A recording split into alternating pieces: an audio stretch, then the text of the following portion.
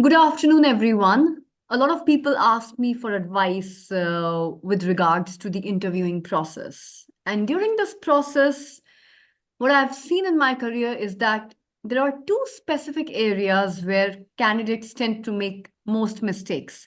And these two areas are more about two questions during the whole interviewing process. The first question is asked by the employer from the prospective employee, especially towards the end of the interview. And this is the question: do you have any questions for me? Where the employer wants to know from the prospective employee if he or she has got any questions for them as a company. And the other question is, why are you looking to make a job change? So these are the two areas or the questions where candidates make mistakes. Now, there is a wrong way and there is a right way to address these questions. And we are on campus today, and Mishti and I are going to kind of role play and step in and step out of the role play and have a discussion also between ourselves so that we are able to address both these areas where you guys are making mistakes, and we can address these questions and give you the wrong way to answer these questions as well as the right way to answer these questions, because you also need to understand the mistakes that you are making so that you can overcome them by developing the right answers to these questions. Yes, these are tricky questions, and a lot of students will tend to make mistakes here. So you need to be very diplomatic, clever, wise, and strategic, and very mentally alert when you're answering these questions so that you don't dig up a pit for yourself and fall into it. So Mishti is going to be playing the character of Janet Franklin, who is the job applicant or the potential employee, and I'm the HR manager, Miss Kelly Winston, who is the employer, and I am representing the company. So the first question, Mishti, which the employer asks from the potential candidate is, do you have any questions for me? So if I were to ask you this question, if I were to interview today, and interview you today, and towards the end of the interview, if I ask you this question, so Miss Janet, do you have any questions for me? What, according to you, would be the worst ways to answer this question? And what would be the worst questions which you could ask me as your potential employer? Currently, I can think of three questions, ma'am, since I've been attending these sessions with you, so I have an idea of what the wrong questions could be and the what right ones could be. Okay, So, let's go three ahead. wrong questions could be, the first one can be, yeah, what's the actual pay benefit from this opportunity? Okay, so The that's wrong second question one, number one. Wrong question number two. yeah, and what's my vacation policy? Okay. And let's move on to the third wrong question to come up with. And by the way, how is the pay raise structure set up? Lovely. So these are some of the worst questions you could ask your potential employer when they ask you if you have any questions for them. So, Mishti, what would be your advice to your classmates and your counterparts who are studying along with you at college? If they were to go for an interview tomorrow, what advice would you give them if they were to be asked this question? The advice from me would be that they should stay away from HR questions. Like, that is not their job to do. They should be answering questions about the details of the job, the company, and they shouldn't be asking questions which are unrelated to the topic. That's Because true. it's the first round. I agree. I agree. So, during the initial stages of the interview, it's advisable that candidates keep it very professional and they stick to technical questions. And they should not move on to the HR related questions, because you don't want to be asking HR related questions from the decision maker or your employer, or let's say the department head, because it could leave a really bad taste in their mouth. And also, on top of that, it could look like you're just going for a money grab. It could look like you just want this job for money, that all that matters to you is money. It's all about the money. So, if that's the picture you're going to paint for yourself, it's going to really backfire, and it's going to be a negative image that you are setting up for yourself, knowingly or unknowingly, in front of your prospective employer. So you want to really stay away from HR related questions. I would say keep it very professional, only stick to technical questions. Ask as much as you want to about the company, about the employer who is interviewing you. Ask more about the nitty gritty and the details of the job. Ask about the teams that you will be working with. Ask about the team members. And you could ask about the first 6 months of your employment. What would be your job strategy? What would be your game plan? You could discuss that with your employer, or you could ask the employer directly with regards to what kind of a game plan would they want you to build for the first 6 months or the first year of employment with them.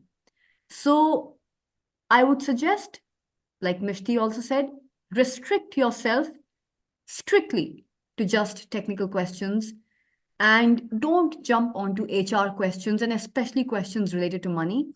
I'm not saying that you should not ask these questions. You should be asking these questions, but there is a time for these questions. And that time usually comes towards the later rounds of the interview, when you are getting closer to the job selection and you're getting closer to the job offer being prepared for you, when you're sure that your potential employer really likes you and you're close to the job offer. That's when you need to be addressing these questions, not not right at the beginning or not from the get-go. So that's the mistake. And what could be the best questions to ask as a counter question to my question, Mishti? If Do you have any questions for me? What could be some of the best Yeah, questions to come up with? yeah. So, three questions that we could come up with when the employer asks us that if we have some questions to them could be the first question could be, what kind of projects will I work on once I start here? Okay. The second one could be, you know what?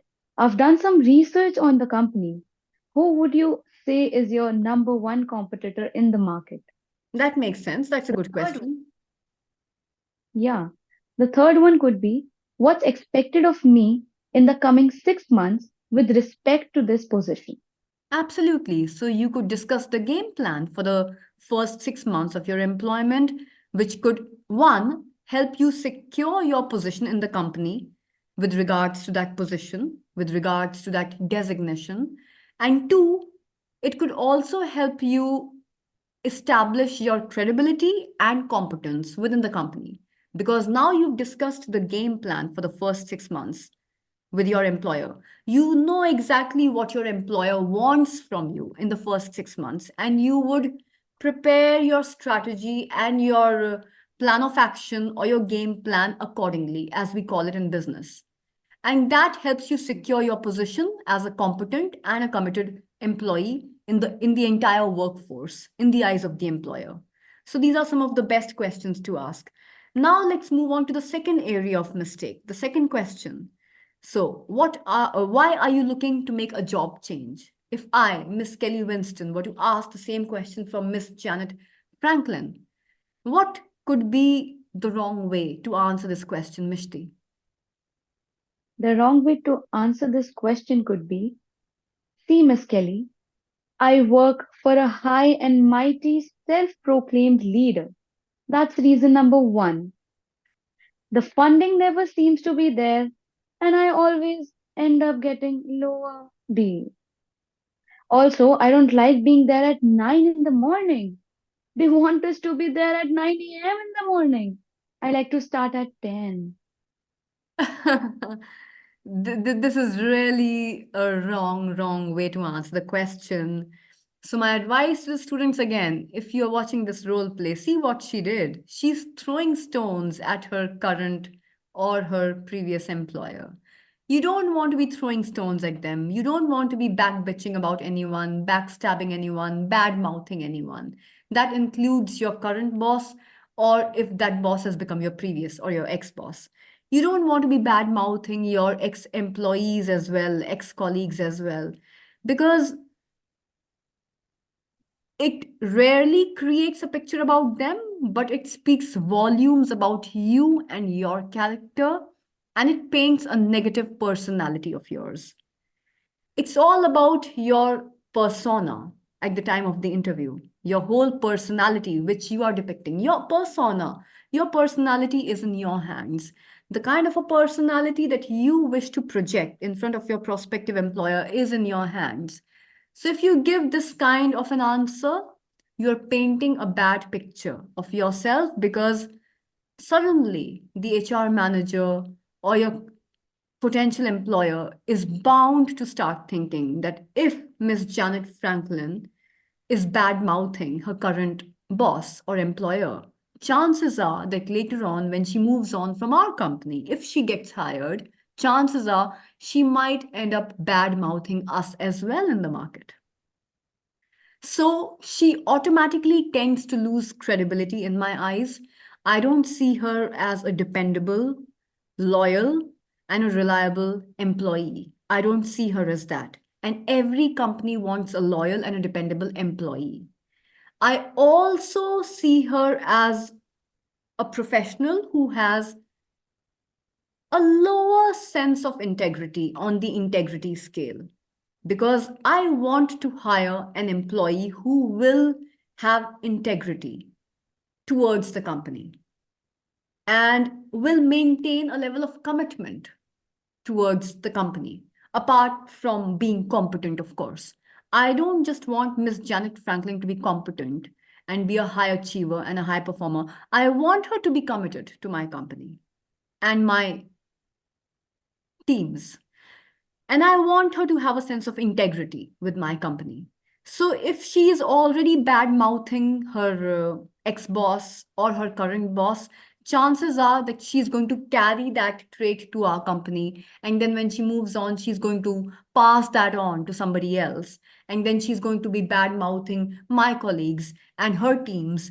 And probably she's going to bad mouth me as well in the market. So I would ideally stay away from such a candidate in the marketplace if I were to be interviewing such a candidate. And if Mishti comes up with such a response which is so negative, which speaks negatively about her ex boss, I'm going to paint a negative image of her as well. What would be a good answer according to you, Mishti? A good answer could be, see, I work with good people. It's a stable company, but I've been driving an hour and a half for the last 3 years of my life. We just had a child. I'm looking at a company which is a bit more local for my job. So, what would be the major takeaways from this role play for your classmates, Mishti? Any words for them? Yes, ma'am. The reasons for change should always have a positive reason why. Okay, okay. So let's discuss on that. Reason for change of a job. Always give a positive reason. Even if Yes. you have had a negative experience or genuinely had bad experiences at your last company or with your ex boss, if your ex boss was really difficult to work with, even if that were true, you want to probably keep it for a discussion with your friends at the club when you meet them later on in the evening.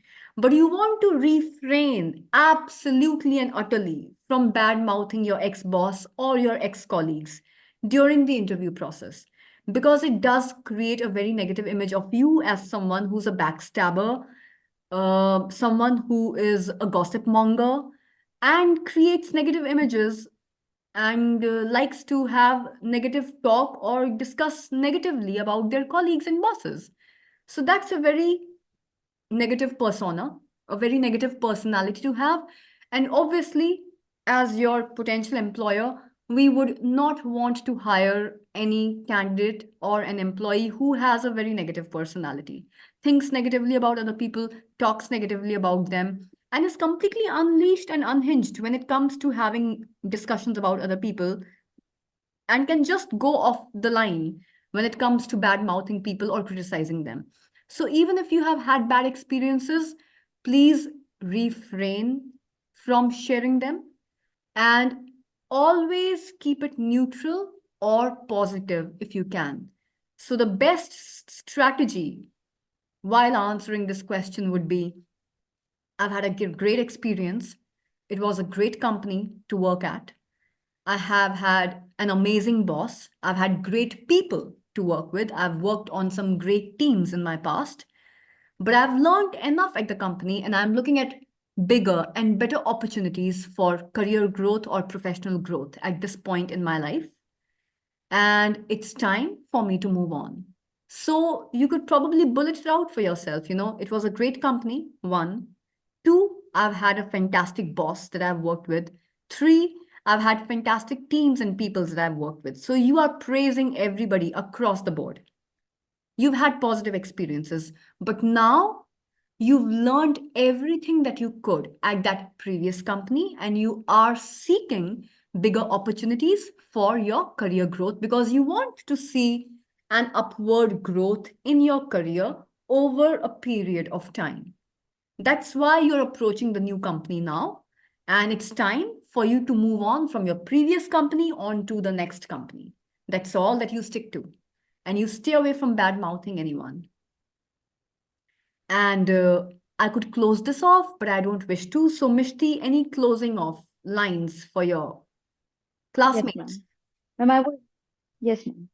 Ma'am, I would like to conclude this session with your words, which are, during the first round of the interview, stay away from HR questions. That's bad. You want to keep it technical, you want to keep it professional, you want to keep it about the job, about the company, and the details of the job. And whenever you are talking about the reason for making a change in your job, always keep it a positive reason. It has to be a positive reason. Money matters are important. It's extremely crucial to talk about money. At the end of the day, all of us are working, not just for self actualization or inner fulfillment. Yes, we need the money because we have houses to run, we have families to take care of, we have bills to pay. We have a lot of things Yeah.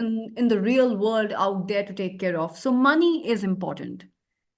Please understand that both the employer and the employee sitting across the table understand that money is important for both, but don't jump at the question about money whenever you're given the first chance.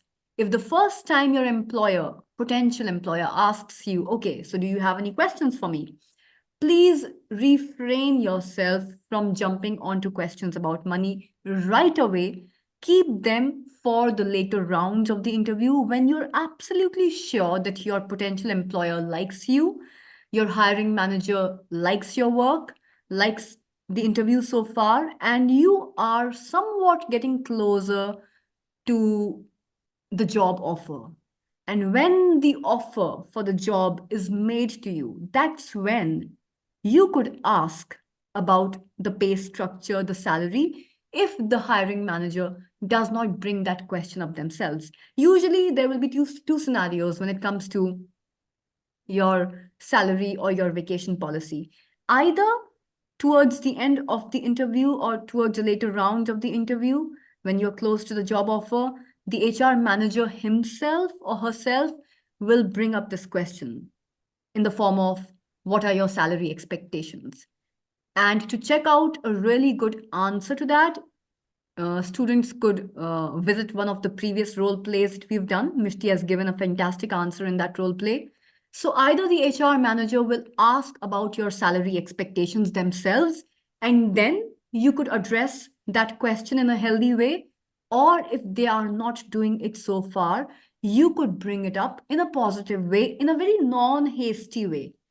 Don't appear greedy or hasty while asking this question. Ask it in a non hasty way when you're sure that you're close to the job offer stage.